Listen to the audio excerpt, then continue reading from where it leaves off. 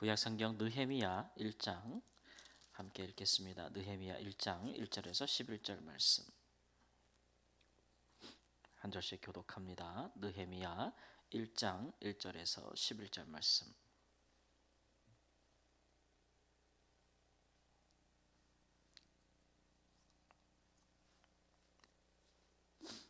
느헤미야 1장 1절 말씀.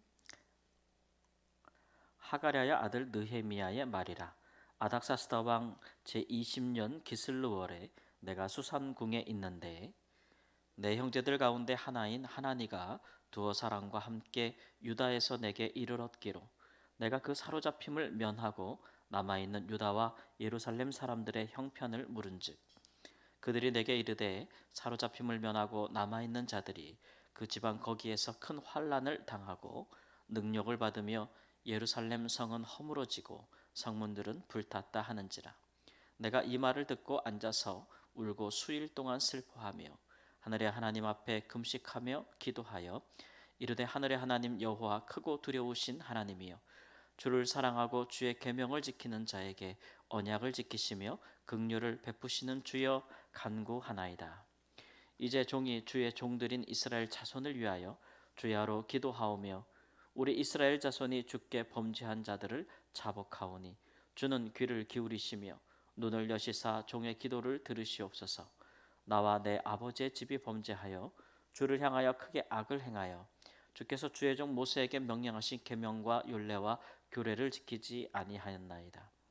옛적에 주께서 주의 종 모세에게 명령하여 이르시되 만일 너희가 범죄하면 내가 너희를 여러 나라 가운데에 흩을 것이요 만일 내게로 돌아와 내 계명을 지켜 행하면 너희 쫓긴 자가 하늘 끝에 있을지라도 내가 거기서부터 그들을 모아 내 이름을 두려고 택한 곳에 돌아오게 하리라 하신 말씀을 이제 청컨대 기억하옵소서.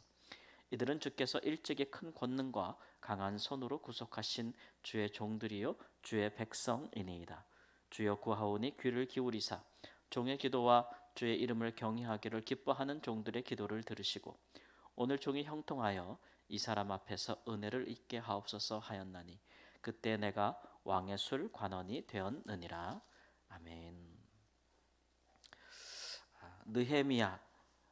느헤미야라고 하는 분이 이제 그 페르시아라는 나라의 이제 관원이었던 것으로 나옵니다. 그는 이제 유대인으로서 이스라엘 자손들의 포로된 자들이 아마 자손일 것이라고 생각이 됩니다.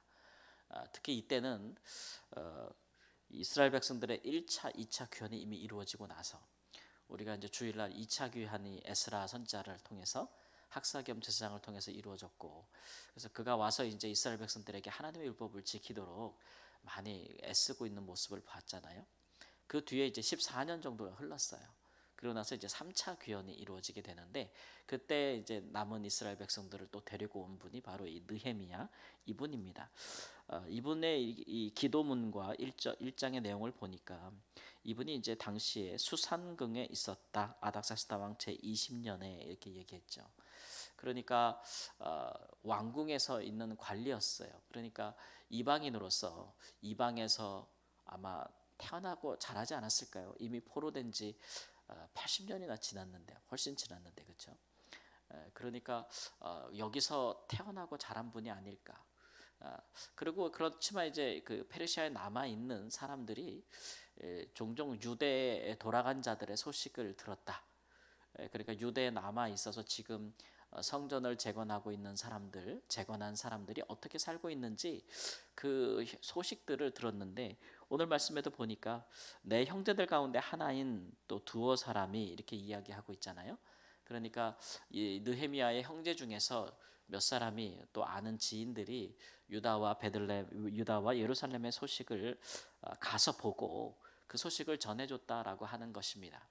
그 소식을 뭐 우리는 성경을 통해서 계속 몇 주째 보고 있으니까 알고 있지만 어렵게 이제 성전이 재건이 되어지고 이스라엘 백성들이 돌아가서 많은 이방 민족들 사이에서 다시 이제 하나님의 율법을 지키기 시작했다라는 그런 정도이죠. 그런데 그 소식을 보니까 어떤 얘기를 하냐면 예루살렘 성은 허물어지고 성문들은 불탔다. 아직도 그 상태라는 거죠. 처음 이스라엘 백성들이 망하고 포로가 되었을 때 성전만 무너진 게 아니고 예루살렘의 성벽을 다 허물어 버렸잖아요.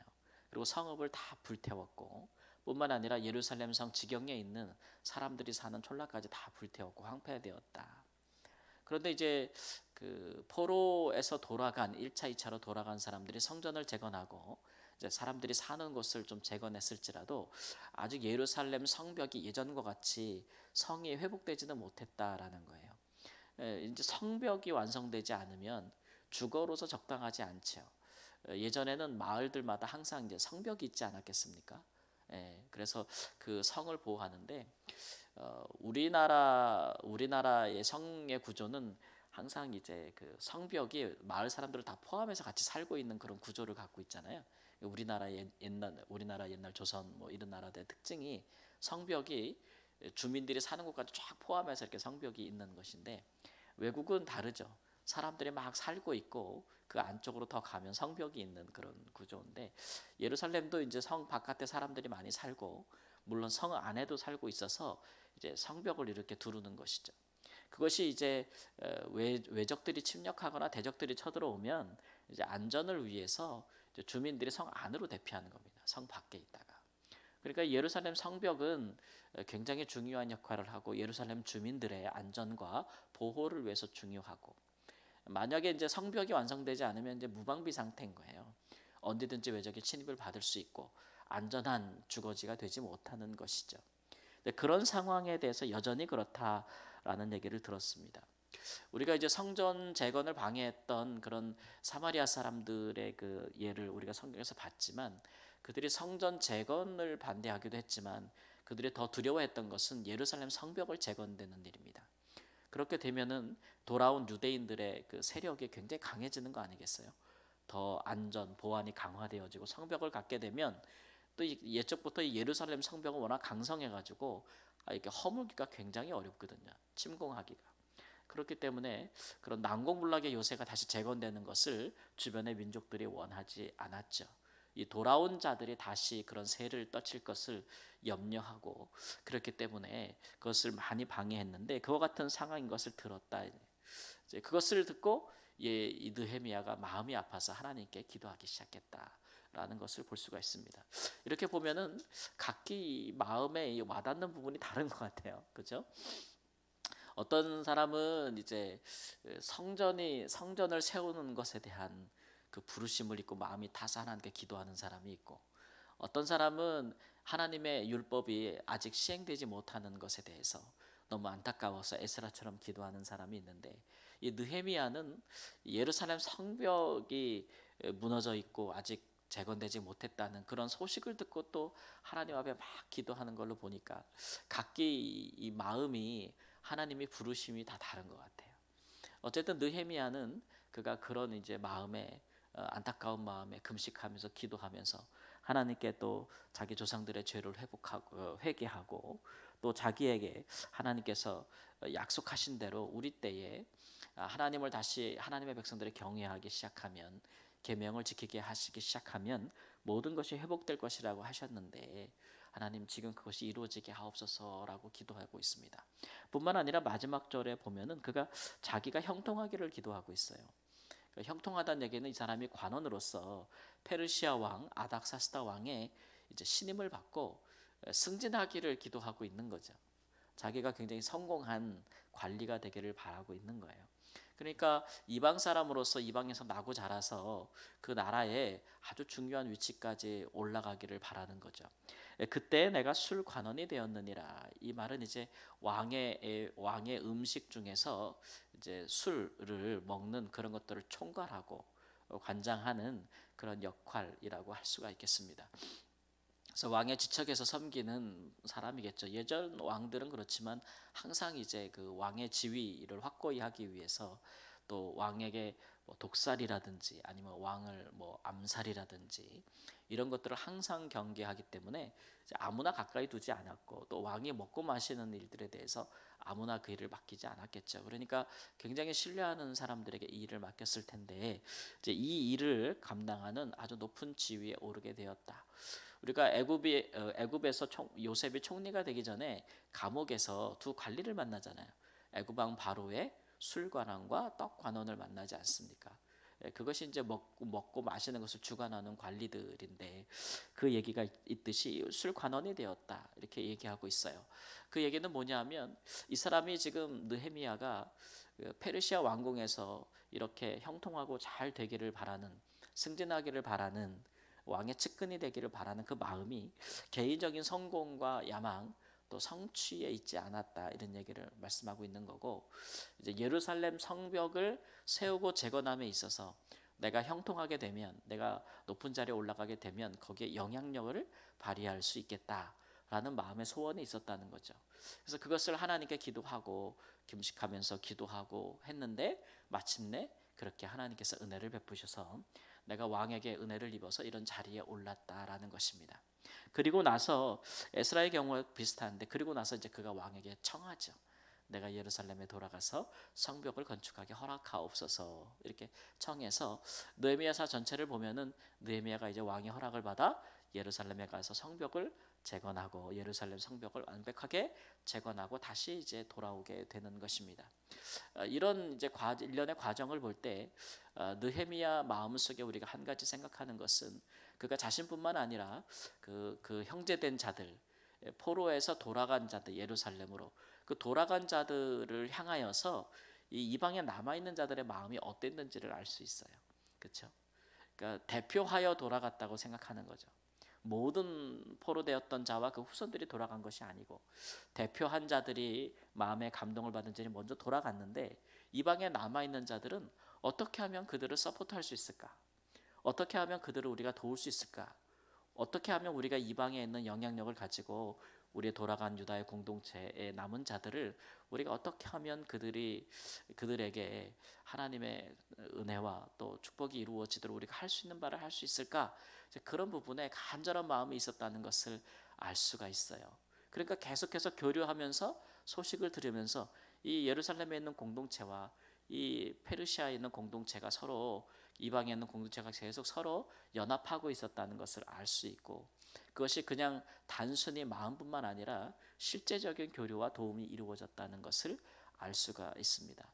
특별히 이제 느헤미야가 개인의 형통을 이렇게 공동체 회복과 함께 연결했다는 것은 굉장히 중요한 일이죠. 그들이 생각할 때 예루살렘의 회복은 하나님 나라와 굉장히 중요했다, 하나님 나라가 중요했다고 생각하고 있는 것이죠. 물론 이방에 남아 있어서 페르시아에서 하나님의 율법을 지키고 유다 공동체를 유지하는 일도 그것도 하나님의 나라에 속한 일들이지만, 또 돌아간 자들이 많은 어려움을 당하고 있으니까 그런 부분에 대한 또 간절한 마음이 있었던 것입니다. 우리 요즘 많이 쓰는 말로 그리스도인들이 세상에서 선한 영향력이 있어야 한다라는 말들을 많이 쓰죠. 굉장히 중요한 부분이라고 생각이 돼요. 우리가 세상에서 하나님을 믿는 백성들로서 세상에서 잘 되고 형통하는 것 굉장히 중요한 문제들입니다. 형통하지 못하면 우리가 있는 곳에서 정말 선한 영향력을 발휘하기가 어렵죠.